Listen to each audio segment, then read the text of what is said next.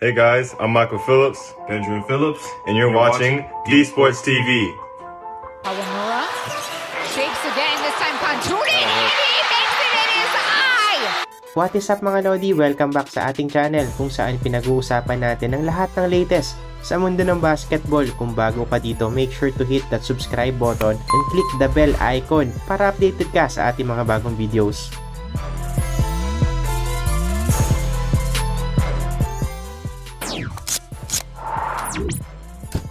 Mga Lodi, isang nakaka-inspire na balita ito mula sa Japan.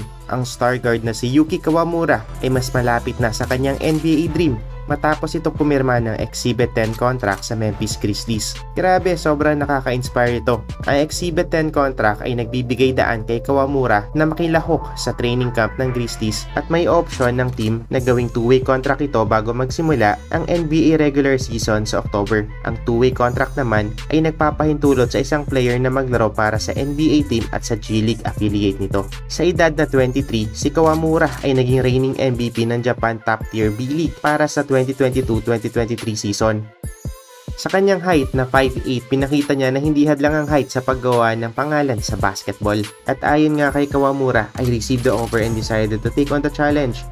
I want to make my dream come true. Masasabi ko na determined si Kawamura na abutin ang kanyang pangarap na makapaglaro sa NBA. At sa mga nanonood sa Japan B-League ay nakita natin ang kanyang puso at dedikasyon. At sa mga hindi nakakaalam ay ito yung partner ni Kai Sotto na talaga namang masasabi natin na pinaganda talaga ang laro ni Kai sa Japan B-League. Kasabay nito ay inaasahan din na magiging bahagi si Kawamura ng Japan National Team para sa darating na Paris Olympics. Isa ito sa mga inaasahan ng Japan na talaga namang gagawa ng impact sa international scene. So ayun mga Lodi, nakaka-excite itong balita na ito tungkol kay Yuki Kawamura. I-comment nyo na kung anong opinion nyo tungkol sa kanyang journey papuntang NBA. Para sa akin, isa itong patunay na wag susuko sa pangarap na makapaglaro sa NBA.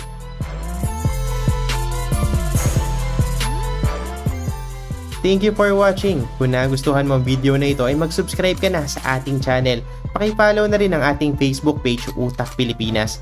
Again, this is D Sports TV. Paalam.